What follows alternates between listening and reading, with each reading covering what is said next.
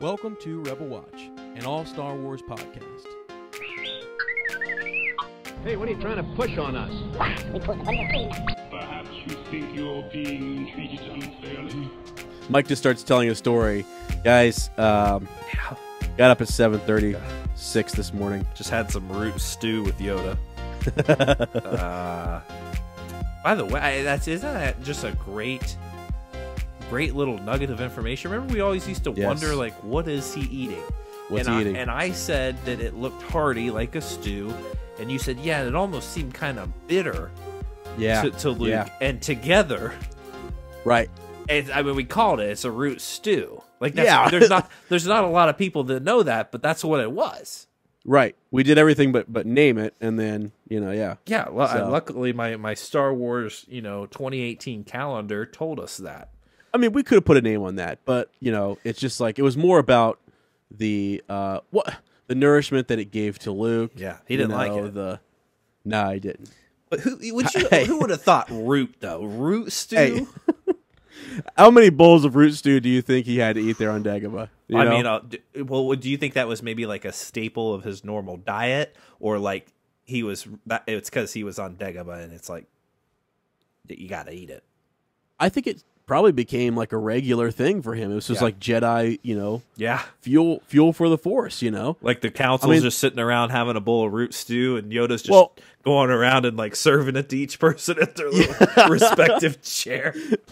Dude, I mean, what I'm thinking is it's like force. It's like a force tree, right? So it's like there's this. The idea is that they've taken a force tree and they've got some of those roots ground up in some stew. I don't know, right? Literally consuming the Force. They're consuming the Force, yeah. I mean, who knows? That could be canon. We have no idea. Yeah, well, it is. I mean, on Dagobah it is, you know, so. So what do I want to see in Episode 9, you ask? I want to see Rey eating root stew. Okay? Right. It seems to be the way to unleash the Force. Absolutely. Absolutely. So, and probably a little gas. Yeah, probably. If I'm to guess. Oh my gosh. So anyways, welcome to Rebel Watch, friends. Yeah, just tearing into it. Talking about root stew and the other, I mean, hey, if you I love listening to the Legends books because you get that Nerf steak, you get the calf. They're always getting a cup of calf. They got to hit the refresher. There's actually some steamy scenes in the refresher. Well, okay, they're not steamy, but I mean every time I don't know. When Jaina Solo goes to the refresher, I'm kind of like, the sword of the Jedi, amen. Right. There was a Wayne's World reference there, but for our PG-13 podcast, I'll leave it at that. Right. Yeah, we'll keep it right there. Right. So, anyways, we got an interesting kind of podcast for you guys today. An interesting episode. I think Mike's got a couple things that have gone on today. We started the pre-discussion with just like what's been going on in his mind, in his headspace, and it was I'm not gonna lie, guys, it was kind of scary. It's a dark place, darker than Dagobah. But to start, can I share a story with you? Yeah, absolutely. So my thoughts all stem from today, but Luke Elder, our councilman there, he stopped by my office to share a story of his, and he said that he and his buddies, they went to the Episode 3 premiere together back in 2005, right? And Luke used to have this what he called it it was like a Star Wars food like cookbook or something like that, but it wasn't like actual like things that were made in the Star Wars galaxy. It was like, some cut out like cookies, and they called them like a Wookiee cookie, he said. But he said he made before the premiere some Yoda soda, which consisted of I think like a 7-Up or something, and some sherbet, and sound like a little punch he made, but it's a Yoda soda. And then he made I forget what the title of it was, but it's like a pigs in a blanket, but they were like X-wings in a blanket or something like that. I don't know. But I told him that, when we have him on the cast, on the studios already, I mean, he may just have his own segment, you know, like a Yeah. cooking segment. Right. Yeah. That would And be then, sick. What, you know, like when we do a little Council of Elders, like he's just got to maybe Well- maybe we'll have some Yoda soda on set.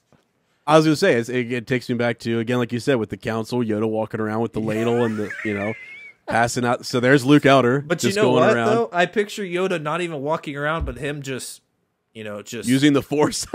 just yeah. And there's the ladle is dipping it out. It's moving around. Oh my god! Or and me and him, Luke was joking about. You remember the host chef from the holiday special, the whip stir. Oh yeah, He said My that goodness. that would probably be him on the podcast, so he'll mix it Wow. up like that chef. Okay. Which would That'd be be great. I'm picturing it in my mind, and I think it would be a great segment. So maybe Man, that's something to look forward to. We really need to talk to him because Yeah. I imagine him just stopping by your office Oh, yeah. daily, motivating you with Star Wars goodness, and I'm jealous. So Yeah, he did. He was testing me with some vanity plates that he'd seen recently, and they were Star Wars themed. One was I can't remember the name of it now, but it's the corporation that makes X-wings, and someone had it as their license plate. He's like, "Bet you won't guess this one." He'd give me some trivia, and I was like, "Absolutely, I have no idea."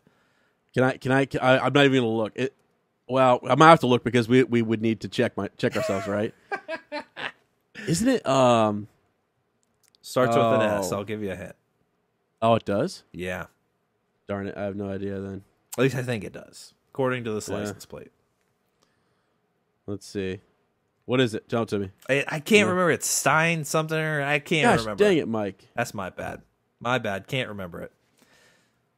I'm looking it up because I gotta know. That's the kind of stuff, though. That's the deep and It's sweaty kind of deep. stuff that Luke Elder. I want to. Yeah. I told him that was too deep for trivia trials, but I don't know. I don't know. Maybe not. It might not be. It honestly might not be. yeah. But it's just a fun little story there. I may see Luke, have his own little segment. Maybe he'll make some root stew or some Yoda soda or a Wookiee cookie. Who knows, Hey, man? the Yoda soda sounds really good. To be honest with It you, sounds actually very refreshing. I would love a glass. crazy. But Yoda soda is replacing psychopathy on. Oh the wow, I would have podcast. never gotten to that. The is it Sonar So now, Syn- it's Synia? something like that. Fleet System manufacturer? Yeah. Yeah. But yeah. So that happened today, and as I was listening, sometimes I like just to listen to Star Wars movies, because you Yeah. tend to pick up on things that you don't necessarily Yeah. realize when you're watching something. So I was listening to it, and what struck me this time listening to it was Maz, and Han discussing there at Maz's castle, and she just says, Han, go home. And he's just like, Leia doesn't want to see me. And so I got to thinking, like, why? What did he do? I cannot get over it. Are we ever going to find out what Han did to where he blames himself for losing Ben, and he believes that Leia doesn't want to see him, and it seems like it's something that he's done to break her trust or something like that, man. Yeah. What did he do, Mike? Did he have another? I mean, like love interest? Yeah. Did he have a love child out there? Is there, what happened? Is it just that he wasn't the best father? Because that's kind of what we pick up from Life Debt. Right. But Right. And then it was sort of like one of the things I've often thought. This is maybe too simple of an explanation, but like, did he, when Ben turns to the dark side and they lose track of him and Luke vanishes and all that kind of stuff, the temple's destroyed, that's all reported, right? Let's say that comes out on the HoloNet and Han and Leia are like, what happened? And there's a bunch of confusion. Nobody really knows, right? I'm imagining. Yeah. Also, that's kind of interesting to think about. When we read the Legends books, I'm like, that would have been in the HoloNet. Someone would have been talking about Master Skywalker's Academy having been destroyed. I think if we would have heard more senators and different, people from the New Republic, which it's destroyed, right, in the Force Awakens. But it would have been kind of cool to hear other people have some commentary on that. And then I'm guessing, did Han then just go back to what he was good to at that point? You know, at what point does he leave is my question, because they seem to be in communication in bloodlines, you know? Yeah. So it's that 7-year situation where for 7 years he's been kind of gone, if that makes sense. I don't know. Yeah. Like, did you, I mean, do you think that there's been issues before that time? And because they've already sent Ben to the academy with Luke, I kind of feel like that doesn't make sense though, right? So he just leaves because they can't find Ben, or because he's lost, and so why would that make Leia mad at him? You know what I mean? Yeah. And go ahead. Well, I don't know. Is he against her taking a stand against the First Order like she is? Like, maybe he's like, hey, we fought this. Like, that could be. You know, like, I don't. We already did this once. Someone else has to pick up the torch, you know? And like he's just what has Han really lost because of the war? Not much, right? I mean, like, it doesn't seem that way. Right. Or it doesn't seem like he's lost much, but then come now he's lost his son. He's just like, I mean, now I'm against my son if I'm joining this cause. And she may say, you know, like, they're still lighting him and we got to do this thing. He's like, nah. That could be. Yeah, that actually could be a situation there where she's forming the resistance, right? Yeah. And maybe he's out, you know, on that. He's put in his time. Another thing that's interesting in The Force Awakens, I believe, he says, I know every time you look at me, you think of him, right? Or something like that. You're reminded of him, yeah. Yeah, so maybe that was it. Maybe they had some in that year. Let's imagine the year where he kind of leaves and he turns to the dark side, right?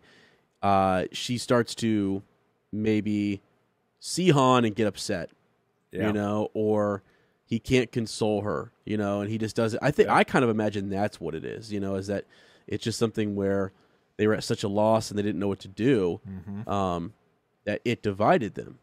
Well, don't forget, like Ben says, I destroyed your son. He was weak and foolish, like his father. Why was he weak and foolish? I don't recall seeing a weak and foolish Han Solo ever. Maybe a little foolish, but like, right. What was his moment of weakness? Yeah, right. So what's interesting, quick, just little Legends connection here. I think it's Betrayal, Legacy of the Force, where the Solo household is actually divided on what to do with Centerpoint Station and the Corellia system, and whether they should have independence, and you know, all of that. And Han is like all for it. You know, he's sort of like, he's kind of seeing the Galactic Alliance is turning into like another empire. You know what I mean? And so he's not happy. So kind of what you're saying there is that, like, there is one could make the case, we have evidence and Legends to suggest that he might, you know, disagree with his family on some of those political issues, or, you know, issues facing the galaxy. So I don't know, man. I hope we get more on that and we learn. I think we're just led to believe right now, though, that it's like losing Ben has driven this wedge between the two of them. You know? Yeah, but it's like, it could be more, though. Yeah, why does Ben feel that way about his father? He doesn't say that about Leia at all. Right. You know? So what is it? So that's a good point. You know, why does he feel that way about his father? He was with Luke. I don't know, man. This is why I keep hoping that we've been very Force heavy in these movies, and we've been focusing on the Force, and that's why I kind of hope Finn is not Force sensitive, and I hope that, you know, you learn something from Han. I love the line that, like, you know, the whole he's like, well, if Luke couldn't reach him, how can I? And she says, you know, Luke's a Jedi. You're his father. That's right. You know, it's like, take it back to, you know, this. You don't have to be Force sensitive to play a major part in the fate of the galaxy. Absolutely. So, and that's what the I don't know, the original trilogy did so well, I think. Until you find out Leia, you know, is sensitive to the Force, but I mean, yeah, but good characters in there like Lando and Han. Right. And most of the Resistance. So it's I don't know, it's good. And a lot of that extended universe stuff focuses a lot on the Force sensitives and the actual Jedi. So it is nice to kind of return to that kind of familial issue. Well, I mean, that's where I kind of hope that, I don't know how they're going to weave in some of this. Perhaps Harrison Ford, Han Solo, is in Episode 9, and we get some bit of wisdom from him, or we get some insight into why Kylo is the way that he is. Because, when he's talking to Rey, he leaves a lot of stuff unsaid. You know what I mean? Yeah. Minor technical issue. Back to the convo here, because actually, Kylo, when he is talking to Rey, right, about just his past, or making comments about her, about Luke, he leaves us a lot of stuff unsaid. And I keep thinking about that article where Adam Driver was talking about how he's known from the beginning, what his outcome is, and where he's supposed to take this. Yeah. And I'm like, wow. So it's super intentional. Like if you look at the writing style of the first 2 episodes, like everything, I mean, there's so much mystery surrounding him and what his true thoughts are and his feelings. I don't know. I mean, yes, you do see him as super mad and upset with, Luke. But when he's talking to his father, he does lash out at him right at first. Yeah. Saying that he killed him. He's weak and foolish like his father. And then he does seem to kind of break a little bit, doesn't he? It seems like Han Solo is able to break through whatever is going on with him. It is crazy because I don't know, man. I get that it's 2 different directors, 2 different visions, but like the fact that it's a day or so between Kylo, talking to his father, saying, I'm being torn apart, to I'll destroy it all. Like there's a couple days there, man, and that's right. Even more reason why I wish there was more time. I think initially we're like, that's cool. We've never seen anything like that. And now we're like, ugh. Right. Didn't allow for the people to develop as much as they should have. But like, right. Like, I don't know. Yeah, I mean, the one thing that's consistent is his obsession with Luke and his obsession to destroy him. Yeah. There. The wrinkle that gets thrown in is the confrontation with his father. That's one of those things that Snoke kind of says, I don't know if you can survive this. Yeah. Because that pull back to the light is going to be strong from your father. And it seems like it was, a big deal. And then he's super angry, lashes out, but then Rey is intriguing. She intrigues him. He doesn't know why. There's something going on there. But then, I don't know, man. There's also, I think, his motivations and why he's doing what he's doing is something that's super hidden. We talked about it a couple weeks ago, or maybe it was last week, just the idea that he could have had a vision that kind of, told him to take this path, kind of like Jason Solo, kind of like, when Luke first leaves Dagobah, he is going to save his friends. Yeah. Anakin is also having premonitions, and dreams and visions about things happening to his mother, and then Padme, Yeah. So it's sort of like he didn't do enough. He didn't respond to the dreams and the visions that he had of his mother, and she dies. You know what I mean? Yeah. For Anakin, I'm talking about Anakin. Yeah. And then he has the same type of thing start to happen with with Padme. It's crazy. I'm sorry. I have to stop. I'm going to derail the conversation for a second. I think people have talked about this before, but I don't think we've ever talked about the idea that, like, he has the dream and the vision, those things with his mother. He goes, he finds out, that she dies there with the Tusken Raiders, and you find out in Revenge of the Sith that Palpatine actually Anakin had told him about that experience. Yeah. And then it's sort of like, so the dreams that are happening about Padme's death could be, and a lot of people have said, those have come from Palpatine, that he was the one giving, him those visions. Yeah. Kind of making that happen in his mind, kind of like Snoke was doing, trying to bridge this connection in the Force between the two, although I believe it was already there. He's just kind of bridging it, making it stronger, bringing it forward, I guess. So I don't know, man. It just yeah, that would be.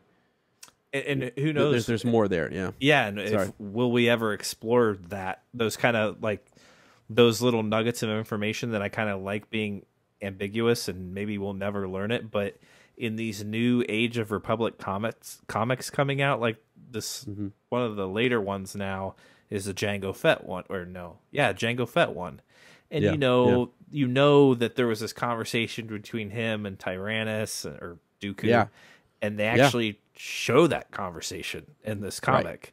And him, wanting the reward of having his son and going to Camino and meeting the cloners and all that. They actually showed it in this comic. It was, brief, but they showed it. So there is an Anakin Skywalker Age of Republic comic coming out. So will we see some of those moments with Palpatine? Maybe. I don't know. Yeah, that would be interesting. I mean, it would be, and I like what you said. Is that like sometimes you want to keep it. We don't need to know. We need to let the imagination run wild, and we need to have room to speculate and to think and imagine. But when you think about back to kind of Kylo Ren and what's going on with what he's saying or not saying to Rey and other characters, to us the audience, he's truly keeping us in the dark a lot in a lot of ways. I feel like if you listen to what he says versus then you watch him lashing out in anger, like you can kind of interpret two different sides to this guy. Yep. Which is interesting to me. So, but I kind of hope it all makes sense at the end. I kind of hope that all the choices he made just make sense, and I'm like, that's why. Well, that's exactly. Why. Yeah. You hope it's some master. Like you look back on everything that he said, and you're like, wow. For 3 episodes in a row, like he was meticulous in how he approached this threat that he was dealing with. That maybe even Luke didn't see. You know what I'm saying? Like if you want the next big bat, like that next Jedi to be super powerful and stuff, and if Yoda's quote is foreshadowing the idea that they could grow beyond where we are, I know that's going to hurt a lot of folks because you want to see all of the Grandmaster Skywalker, stuff. I think you'll still get that in Force Ghost form, in writings and things like that. But to have Ben Solo be that guy who is super, I don't know, in tune with the Force and did something that none of us could ever have imagined, to save the galaxy would be nuts. That's what we're living for, man. It makes thinking about it like that, just kind of like what the choices he made and the things that have been said, and like, do they have, or is there more meaning behind them? I'm thinking of like Snoke when he says, and then he ignites his saber and strikes down his true enemy. Like, in the face of it, we're like, oh yeah, like Snoke, but like, is that foreshadowing there that like he will be redeemed? Like, it's just, I don't know. It feels like every word matters. Maybe it does. So his true enemy, like, is he trying to move beyond? Maybe, and again, maybe he's working outside of what Luke sees as the correct path. Maybe he truly believes that there's an order outside of the Jedi and the Sith. That needs to be created. That seems to be the thing. Let the past die, and he's also finishing what Vader started, and all that good stuff. So, well, and you know what though? Here's another, like, kind of dialing it back to what we were talking about Han. Like you mentioned when I mentioned like the difference between a Ben saying he's being eaten alive or torn apart, and then him saying I'll destroy everything. You were right. The things even that Snoke said to him just enraged him. Like when he says you have too much of your father's heart in you. Right. What? That just takes me back. What did Han do that was so terrible? That he is it just simply that he was just a bad dad? Is that it? That seems awfully like, no, there's something else. It seems too wicked for that. I don't know. There is a secret in the Solo family that we're not being told. Point blank. I've believed that from the get-go. I believed it when you and I were talking about Rey on Jakku, the way Han looks at Rey, the disconnect between the two. That's something we never thought would have happened to start the show off, and Han and Leia are not together. That actually, I think, kind of got overshadowed a little bit. Like, wait a second, what? And then you start to learn, well, it's his son. But I think there's more to it, though. The more you look at it, it's like there's got to be some other little dynamic there that caused this separation and this division, and then also the hatred, for his father. Yeah. I just don't understand that. I don't either, man. Like you said, you can hate Luke Skywalker because he pulled a lightsaber on you. Yeah. I mean, go ahead. That's fine. Yeah, cool. Uncle Luke messed up. All right. We understand. But what did his mother do to him? She sent him away to be trained by one of the most powerful Jedi. I mean, the most powerful Jedi in the galaxy. Yeah. Because that should be an honor for him, right? Is that his uncle is Luke Skywalker. Yeah. And he's got that great Skywalker blood, and he's being trained. Who else was going to train him? Yeah. You know what I'm saying? So that's got to be, something that's a good thing. Now Leia kind of says it's like the dark. She couldn't combat the darkness that was in him, so that's why she sent him to Luke. Sent him away. But I don't know. So Leia was already kind of seeing some of that going on, right? And she was convinced it was Snoke too. So why Han is blaming himself, Ben blames him as well. Leia's like, no, it was Snoke. So it doesn't feel like it was so much something against her that has wronged Ben. You know what I'm saying? Yeah. I think you're right. And it is more like he again, whatever's happening with his mom there is different than what happens with Dad. Because he lets off the trigger. He doesn't, go forward with it. He doesn't shoot her out of the bridge or whatever. Well, and it wasn't... He does... It wasn't... It also wasn't, like... It doesn't seem like it's something... Like, Leia doesn't seem to think that whatever he did was so bad that it should have turned Ben, too. Mm-hmm. You know what I'm saying? Mm-hmm. Yeah. So it's it seems like it's between those two. But between Han and... Yeah. It does. And I almost wonder, too, if it was Snoke turning his son against his father. The one thing that might be hard for Ben is that he's Han's son, and you kind of want, like, you're close to your dad, you want to embody all these things that your dad is good at. He's a great pilot, all these different things, but like he's not a Jedi. He doesn't have the Force. True. So is that a part of it? His mom, his mother does. His uncle really does. Use it. Yeah, and so that Skywalker blood is really what's referenced. It's not the Solo, connection. So, you see what I'm saying? And even cut down the weak side of yourself, which is the Solo side of yourself. Cut it out. Cut it out. Yeah, that's maybe Snoke speaking in his ear. Yeah, and I kind of hope we see. I hope we see Ben haunted by what he's done, and in addition to that, the Snoke whisperings. What was Snoke telling him that was really turning his mind dark? I want to see all of that. Mm-hmm. I know. Yeah, man. Yeah, there's some big secret though, and I know Rey has something to do with it. I just don't know how it's all gonna kind of play out there. But there's definitely a big secret there. Now, I think we wanted to switch our focus though just a little bit to we're gonna stay on Kylo Ren. We're gonna keep talking about Ben Solo, but we had a theory coming to us from Canada. Oh yeah, Olivier. I think it's Olivier. I took a few years of French, in high school and college. So I'm going off of that. I think it's Olivier. Here in America, a lot of people may pronounce it Olivier, but maybe that's accurate.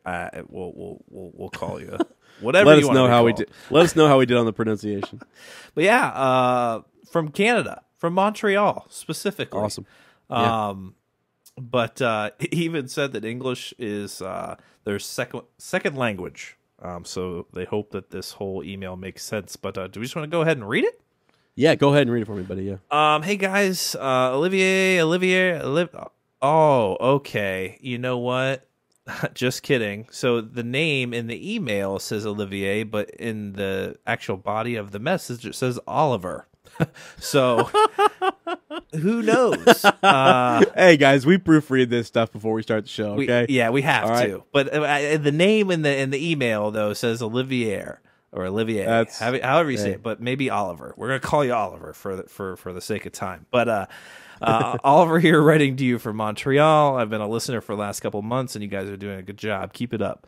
Thank you. Since we're all waiting on a teaser trailer, I thought I'd go ahead and share my own fan theory with you, and would be happy to hear your thoughts on the subject. Now that Kylo Ren is Supreme Leader, and as far as we know, the Master Sith, do you think that he will look for a right-hand man or woman, with the rule of two being something fairly constant throughout the canon, and having failed at bringing Rey to the dark side in The Last Jedi? Or if he will just lead the whole Knights of Ren and therefore break the rule of two?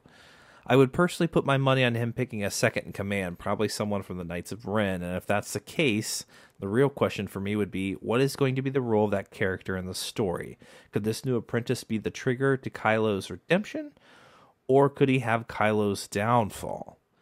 Thanks for reading this, and have a good one. Interesting. So I don't know if we've ever really talked about so much of, like, is Kylo gonna be alone in all this? Is he gonna have someone by his side? Are there gonna be several people by his side? What are we looking at? This is a great question. I actually, because I mean, are you going to bring in a second in command here? Like, do we have an apprentice? A lot of that happened in the prequels. Mm-hmm. We would see Darth Maul, then Count Dooku, and then we're working towards Anakin. So it's really just been, we haven't actually got a lot of dark side, air quote, characters. Yeah. You've got Snoke, you've got Kylo Ren, and you've got Hux. Yeah. Right? Who else am I missing? That's it, man. That you really know and can kind of connect with. I mean, you could throw, oh gosh, what's his name? Del Toro in there, right? He's kind of a... Oh, yeah. He's kind of one of those in-betweens, yeah. Slicer type of guy. Mm-hmm. So I honestly, man, I liked this, and I said we should definitely, read it and talk about it, because I don't think it's going to happen, actually, but I think it should, which is crazy. Yeah, if that makes sense. So the more I thought about it, I'm like, yeah, who would cause some trouble for Kylo Ren, or who would be a trigger? Who would be more dark side than he is, and possibly push him, or challenge him in some way, and almost kind of, this happened a lot in the Old Republic, where a Sith apprentice would see, well, okay, Darth Bane, let's just talk about the rule of two. When he came across, is it the Brotherhood of Shadows? Why can't I remember this kind of stuff? He basically realizes a flaw, and that they're weak, and that they don't, that they have, there's issues where he sees a place in which they can improve. So could he have one of the Knights of Ren step up, being a little more sinister, and making decisions that are darker than what Kylo Ren would make? Yeah, I don't know. I think that could happen. I think, like, to answer the question, Lindsay has often said to us that, like, if Ben Solo is redeemed, then who's the bad guy? You know, and so who would be this apprentice that would be, or is it back to Snoke? Is there a new apprentice? What's going on? Who are we going past Episode 9? Who's going to be the enemy? I guess. Yeah. So. For me, I don't know. I think this movie's gonna it's gonna have more of the war aspect of Star Wars, but not. Yeah. I mean, there's gonna be obviously a climactic, like, scene or whatever, last third of the movie of Kylo and Rey on opposite sides of each other. But I think there's gonna be a lot of war, and I feel like bringing in someone else right now, even if it were one of the people from the Knights of Ren, would that be cool? Yeah, but I think it might distract from those main characters even more so, especially if it's going to be someone that's going to turn Kylo to be redeemed. You know what I'm saying? Like, yeah, I just feel like that would take away from them so much. And how is he so powerful? Why didn't this person, why have they been in power already if they're that powerful? Right. Right. But I would like to see maybe the Knights of Ren in a supporting role in a battle or something, but maybe not necessarily like being so villainous that they're just going to turn Kylo or something like that. I don't know. Yeah. Okay. Let's think about, first of all, a correction here. So it was the Brotherhood of Darkness, yes. the Sith Brotherhood of Darkness, where they were just, basically they weren't allowed to turn on each other. They weren't allowed to strike each other down. There were certain rules that they kind of, one of the things that they learned was that they were always killing each other. And, they were, so Bane tried to kind of, he created the rule of two, which we can talk more about later. But think about in episodes 1, 2, and 3, you had characters, like I just mentioned, Maul, Dooku, and Grievous show up. Since they haven't done that here, you're right. I think you're right in that it would be difficult to just have a character appear. Unless it's... now, a Dooku character has a lot of backstory, a lot of different things going on.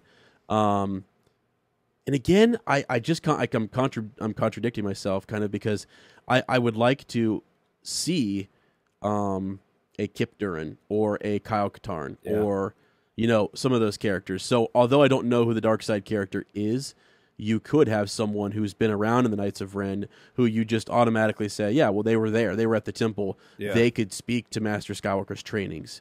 They could speak to some of the things that, Ben was talking to them about, or Snoke. Maybe Snoke was also at the temple, or in some way, manipulating the. I don't know. We get some of that inside, and then it's just believable. Boom, you put it out there, and it's sort of like a Grievous level type of character. Yeah. Because in the originals, I was just racking my brain around like who are the other baddies that really show up, and they're different characters. Like Jabba the Hutt is a smuggler. Or I'm sorry, he's that that gangster, right? Who on Tatooine, you've got Boba Fett, who's the bounty hunter. You've got a bunch of different bounty hunters, but you've just got this big bad empire, and you've got different admirals, captains, and what have you. But who are the bad guys? It's just this one big bad guy group, right? Yeah. And it seems like that's what they're setting us up for here. It's just going to be the First Order. They're bad. There's Hux. I feel like we need to see another. What was the guy who came in on the Captain Kennedy? Yes, there he is, Captain Kennedy. So we need more of those characters maybe to kind of show up and show us, give us another face, a couple more faces for the First Order. But then, I feel like you may need someone. I feel like in one movie you probably could introduce a dark side character. Yeah. But you just can't do a lot with it. They can't be, like you were saying, the most powerful person out there and super, whatever. I mean, they can tell a story. They can have their own backstory and be a part of that temple and that group of students that Luke took. But that's it. Just like not like anything that's going to dominate a third of the movie, but it could be a supplemental story that kind of fits into what has already happened. And so the thing about I want to see someone like Kip Duran come in and offer support and mentor Rey more, or be out doing something else. I think that would be so cool, and I would love to see it. It just doesn't fit with what they're doing with these 3 movies. And you got to think of it this way. When the prequels came out, there were comics, but those comics often supplemented the characters that we have in the prequels. Right. We didn't have shows like Rebels.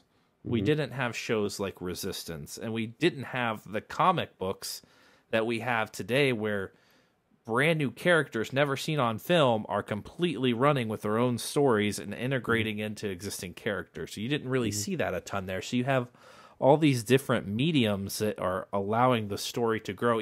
Like, it seems really small with the trilogy, but I feel like that's been the plan all along, is to provide some new characters that make us, love them. Yeah. And we can follow them into 3 movies or even more than that, but like keep that kind of its own thing, more so than the prequels did. Because the prequels, like you said, adding Darth Maul, adding Count Dooku, adding General Grievous. They added all these people. Man, they added the whole Jedi Council. They added all these people, and that was cool. But it was cool. They started out that way, though. Yeah. But even like you said, Grievous came in, later, right? And Dooku came in later, and we lost Maul in one episode. It's exactly. And so, but see, I think if you're doing that 3-part structure, it's like you lose Maul. Phasma's been around. That's been their character, right? Yep. I missed that one. So Phasma, into the garbage compactor, makes it out, faces Finn, dies, doesn't die. What do we know about that? Did she die? I say she didn't, actually. Yeah, but I feel like it's a joke at that point. You know what I'm saying? I know it is kind of a joke. It's sort of a theme, though, right now. It's like she just can't be killed. You know, it's like she keeps coming back. Like, what else are they going to do? Who else can they throw up on the screen that we're going to go, oh, crap? You know what I'm saying? And it is kind of a joke because she's been, you know, I don't know. She's beaten so easy, I guess, is the... Yes, exactly. Like, she's beaten so easy, and it's just... that's the thing. Like, all of our evil characters have just kind of been made a mockery. Okay, I'm going to say than something. Kylo. Yeah. Right? So let me give you one line in Empire Strikes Back that tells you exactly what they were doing there and why it's such an epic movie. It's the scene where Vader is fighting Luke, and you know he doesn't he knock him down? He says, "You are beaten," you know, and you know you can't resist. Yeah. And and he is. I mean, Luke is beat. Yeah. I mean, he is like legitimately got beat, hand cut off, done, no lightsaber. Yeah. I mean, nothing left other than to give himself up and say, I'm never joining you, you know, and to fall away there and to have that big reveal and all that kind of stuff. You had nothing like that. I don't really feel like you had anything like that. Like none of your baddies have won. You know, Snoke hasn't really. I mean, yeah, they destroy that system. Okay, cool. We're so separated from it. Like, it didn't even feel like a victory because we hadn't seen any of the. We hadn't seen the Republic. We hadn't been on any of those planets. Which at the same time, so like Episode 4, I mean, kind of the same thing as, you know, like that's where they say like that's true with Alderaan. Yeah, with Alderaan, they destroy it and then they're super bad. Okay, we just have to take it. With like our imagination has to say, oh, these guys are doing this stuff all over the galaxy. Yeah. They're bad, you know, and we have to say the same thing with the First Order. And then when you come to, getting through that, Kylo Ren is just beaten. Yeah, you know what I mean, by Rey. Starkiller Base is destroyed. Yeah, when you get here, Snoke is killed. Yeah, and Rey has already shown that she can hold her own against Kylo. Has a little force pull battle with him. Yeah, but as she hasn't failed any. You know, that's what all the Radiators say. No, there's no failure. There's no failure. Well, now hold on. Only the villains are failing. Yeah, I mean, Mike, I'm kind of like that's where I'm heading right now, which is in the podcast. No, like I bring up the whole like when is she going to have a? Does she have a scene where, I guess, sort of the heartbreak for her is that she's no one and that she's failed in finding her parents, or she is failed in finding belonging that she thought she was looking for, but she found a different type of belonging. And then, you know, because Luke is, I mean, when we leave Empire, it's just like they are. I mean, I guess the Resistance overall is beaten. You know, they are destroyed essentially, and there's not much left there. I don't know. I just feel like you just don't have that Darth Vader character, right? That just really, it's hard to replicate. And also it's not a good. I think. Maybe they're doing something where they're not trying to replicate it. And, you know, this Ben Solo is going to be, he needs to be his own villain, his own type of villain. And maybe there's a redemption arc. Maybe it's just awful because we see him falling apart and, you know. Which is, I mean, that's exactly what we saw with Anakin, and that was heartbreaking. But I think Adam Driver is much more capable of being a Darth Vader type of villain, even scarier than that.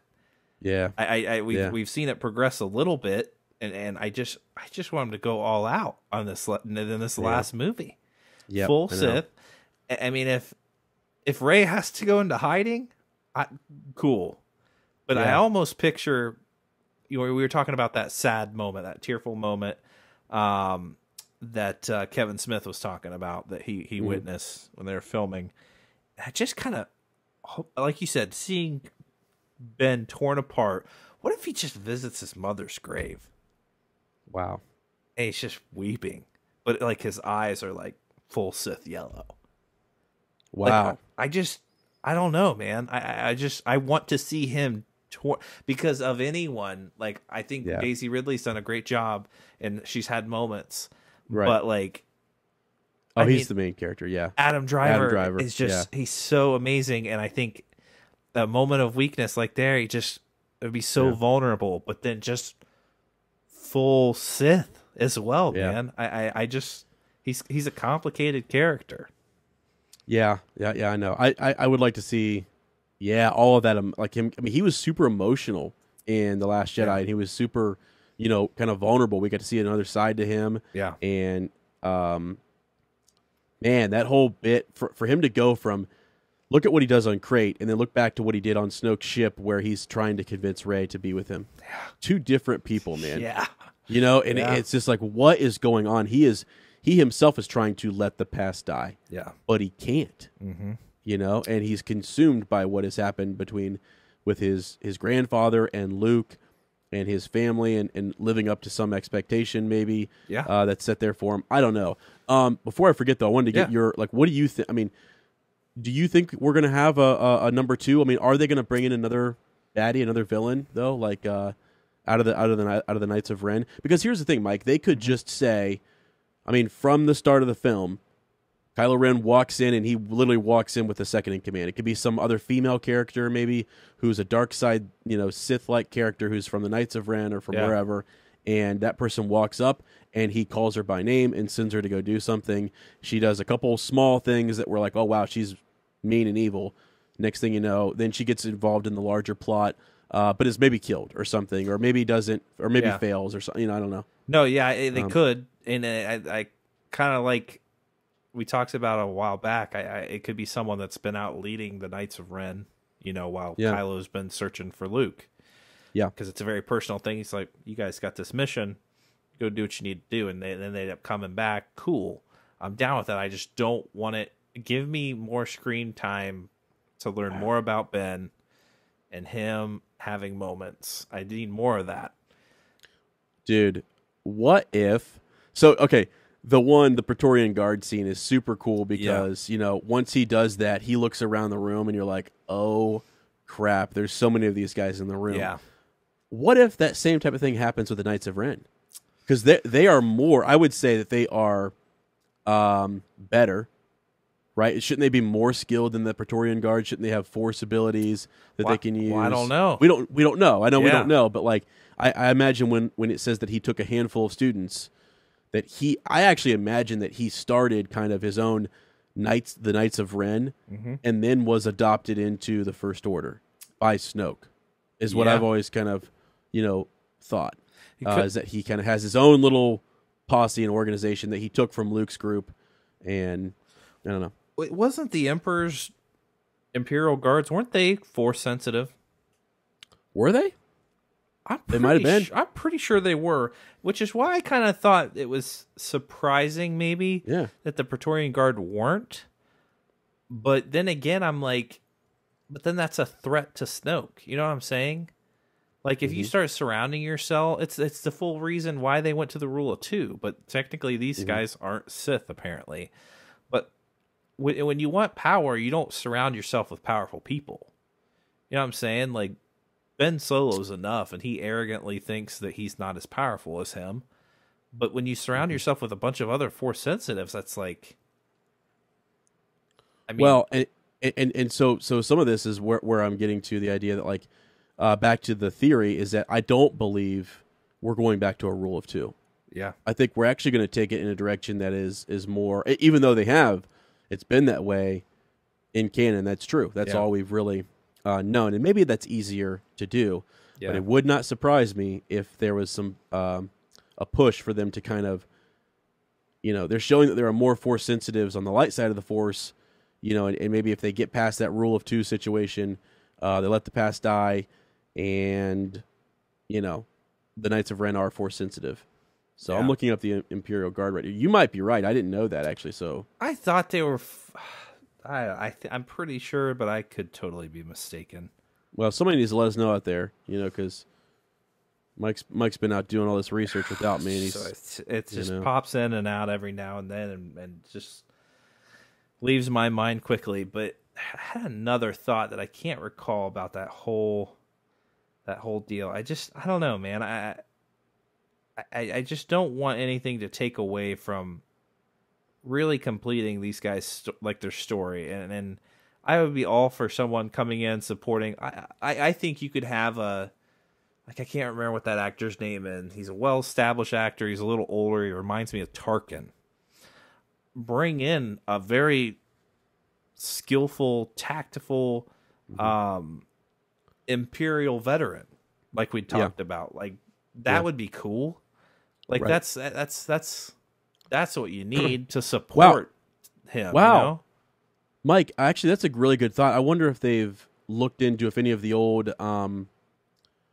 actors from the originals are still, like old Imperial, like officers or whoever. I don't know. I'd have to do some. Well, even if they were, not Young. even present in the original trilogy, but just like you could we quickly could just say, show their story. Yeah, right. He's a just veteran this is of old. this and that. Yeah, but I don't know, man. That would be neat. Yeah, right. Yeah, it would be. By the way, you're right. They were right. They were. Good job, buddy. Yeah, they had the lightsaber pikes and they're the Shadow Guard, and we're sent on these, basically super secret missions and stuff like that, and kind of like trained personally, in the dark arts by Palpatine. Yeah. It's just I don't know, but I think that's so contrary to your power structure. Like so if these guys got together, they could take me out, but I don't know. Well, but that's so with Darth Bane, it was sort of like, when you talk about the rule of two, obviously there are more dark side users that have the Force. It's just like you have the Lord of the Sith. Yep. You've got the Dark Lord, and then he has an apprentice, and that's next unless the heir apparent. There are others, obviously, because he has to. Those apprentices die all the time, and or they take over for the Dark Lord, and then they have to find a new apprentice. So they're out there.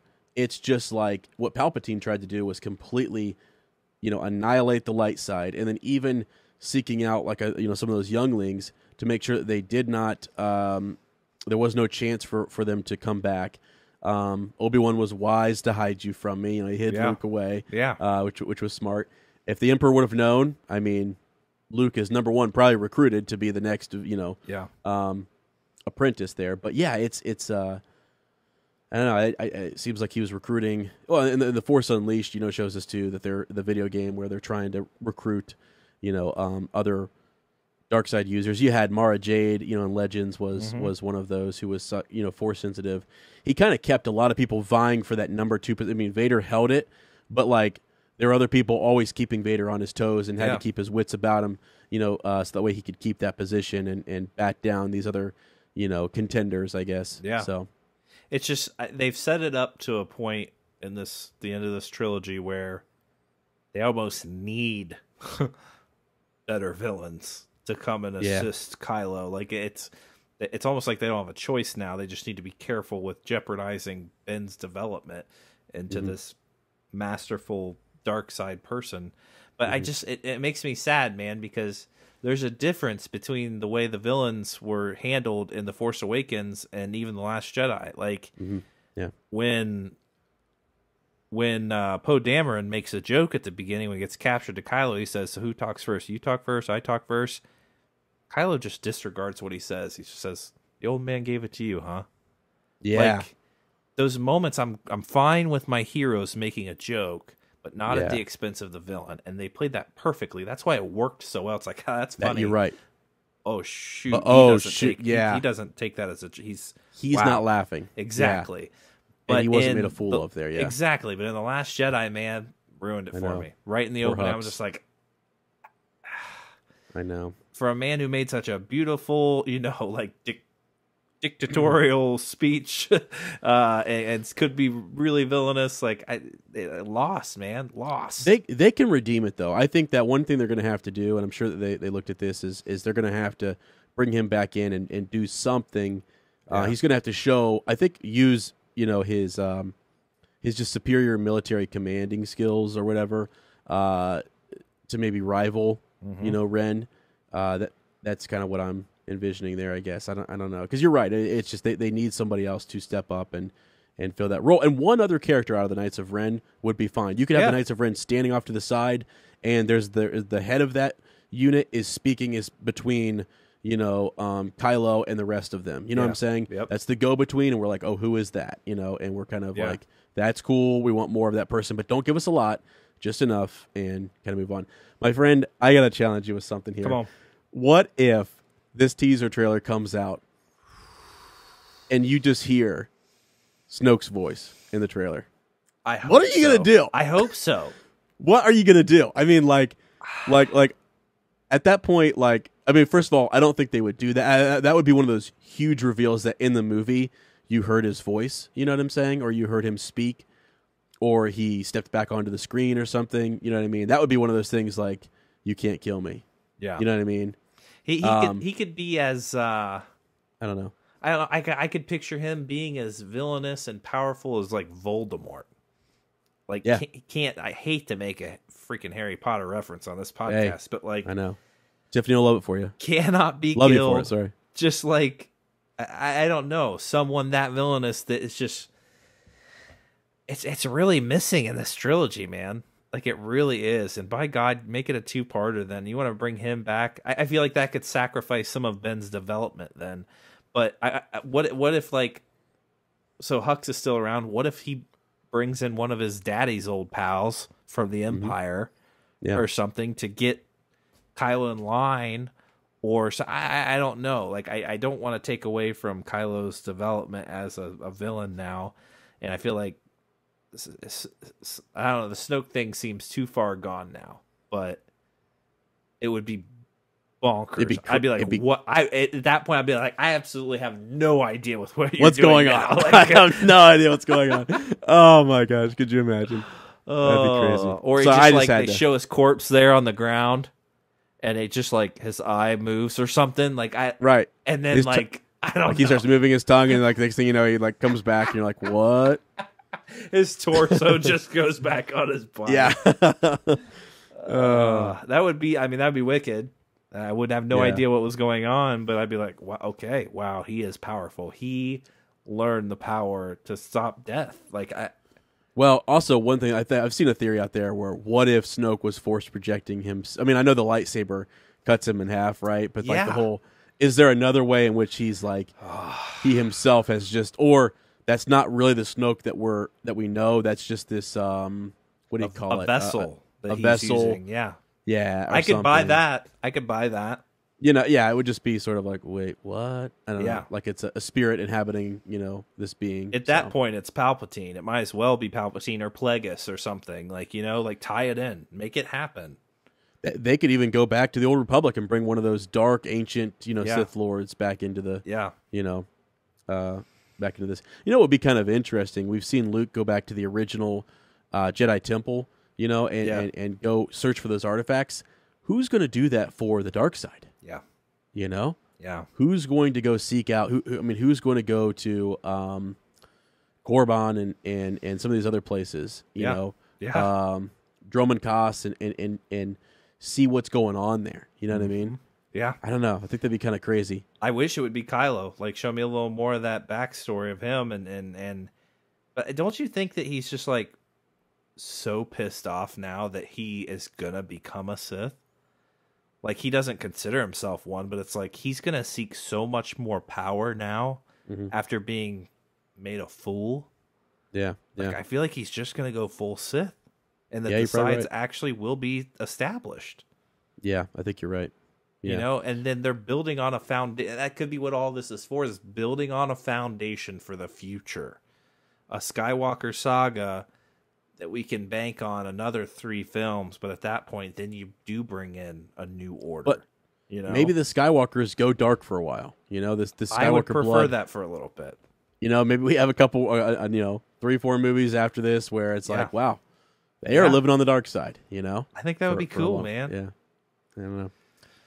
So that was a great, great fan theory from Oliver. We really ran with it. Or Oliver. Yeah. Correct us. Please send another email.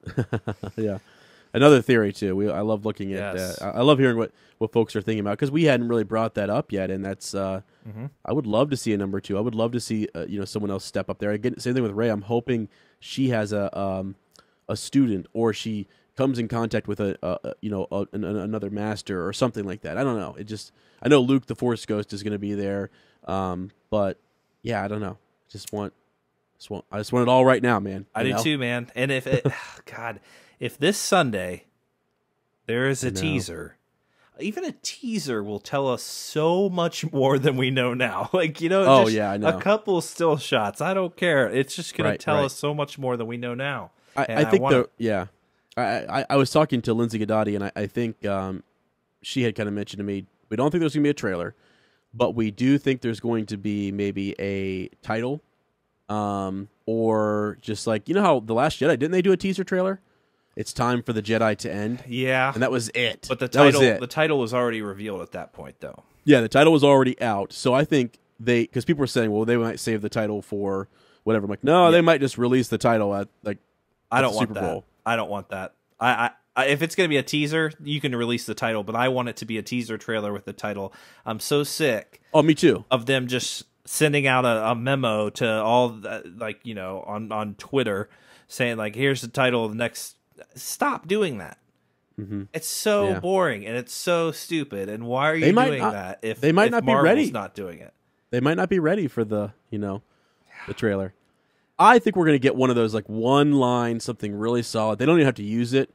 You know, some of that bit, didn't Rian Johnson say when they said it's time for the Jedi to end, like the way they cut it up, it wasn't something he had Luke say in that spot, and so it just worked out. And he was like, "Oh, that's perfect," and he like used it. So hopefully they have something kind of neat like that where they've got enough footage they can turn it into just a quick little teaser. You know, so we can speculate like crazy. Everyone's saying that it's not happening, but Disney has, I forget how much they said they paid or how much time or whatever, but they still aren't releasing what ads they're showing when other broadcast companies and other production companies have already released what it is they're talking about or what ads they're going to be airing. They have not. They've been hush-hush about it, which is the only reason why I'm still holding out hope. It's Star Wars, that's the only thing. No, but it's Star Wars, exactly. Why not, though? I mean, Why why not get people rushing, to the internet, checking stuff out, buying books, get the hype going? I saw an article. They said that they don't need to pay for 113 million viewers. I don't care. I don't know. I just it's great publicity, and you need to be getting people hyped up for this movie. Well, quite frankly, do not make the same mistake. I was going to say, quite frankly, they didn't do a great job, last time, and leading into Solo, leading into... I mean, the Last Jedi lead-in stuff was pretty good, but, leading into... what was going on there? What's going on with the marketing and the whole release date and all that kind of stuff? Yeah, hopefully that stuff is, like, ironed out, and they've given it some solid... I know they give it solid thought. I don't mean to, say that, but I just... Well, they've admitted some mistakes, They could have done better, but I'm sure this author of this article said the same thing when Solo was coming out. Oh, they wouldn't need to do that. Well, they did. Yeah, they needed to put more advertising out there. They needed to put more money into it, so... They needed to not put it next to Marvel, Exactly. But here's the thing, this is a make or break moment for Star Wars at Disney. I'm sorry. It just is. This movie has to be great. So put the money into it. Do not. You invested over $200 million into Solo. Throw a few $1 million to show a teaser at the Super Bowl. Get people excited about it. Make it the best teaser ever. Right. Here's the thing, man. I think this is going to be, from what I've heard, and from some of that rumor mill that's going on, this may be one of the best Star Wars movies we've ever seen. It better be. It has to be. It has to be, and I think it will be, actually. From what I'm hearing, I think they've held something back that's super secret that only they know about, and they better have. Yeah, they're pulling a George Lucas where basically 3 people know what's going to happen, and that's it. And so I don't know. We'll see. So we'll wait with bated breath. We're gonna have our stuff set up Sunday, ready to go. Do a reaction. Yep. If it happens, if not, I guess we'll see you in April. Yeah, we'll see. Yeah. If we don't get a trailer, by the way, we're just Mike and I are done. Podcasting. We're out. All right. Yeah. So we'll be silenced for a couple of months until Celebration, and then we're back. Now we'll be here. We'll be speculating and stuff because I could see them even the week or two after the Super Bowl saying, "Here's the title." Yeah. You know what I mean? If they want to do that and just push it a couple weeks down the road, fine. So. But all right, friends. Well, hey, thanks for listening. Glad we got keep sending those theories and your thoughts and comments to rebelwatchpodcasting@gmail.com. We have a sincerely awesome group going on in Yes. Facebook. Just some really, really solid folks in there. Just people are listing, they're ranking the movies, having discussions about who is the best Jedi. Are you a Jedi? Are you a Sith? Are you a smuggler? Mike, I was an Ewok Jedi. That kind of came out. You got folks sending me, different theories on there about Rey and her origins and all that good stuff. So it's a lot of fun, and we encourage you, if you're a listener, to just hop in there. If you do social media. How many do's can I throw in a 30-second segment here? I do. So anyways, yeah, check that out, and follow us on Twitter at follow me at Womprat_2 meters. Follow Mike on Instagram at Red5_son of Sith, and follow our Twitter at RW2187. We actually have a couple fun things we're going to start doing on social media leading into Celebration. So Mike and I have a little campaign that we're pushing. A couple years ago, a year ago, we were doing like trivia on our social media. I've got something else, a new theme that I want to kind of orchestrate here with Mike and have some fun with it. So, yeah. All right, my friend. It's been good talking to you. We'll talk to you folks next week. And remember, as always, may the Force be with you.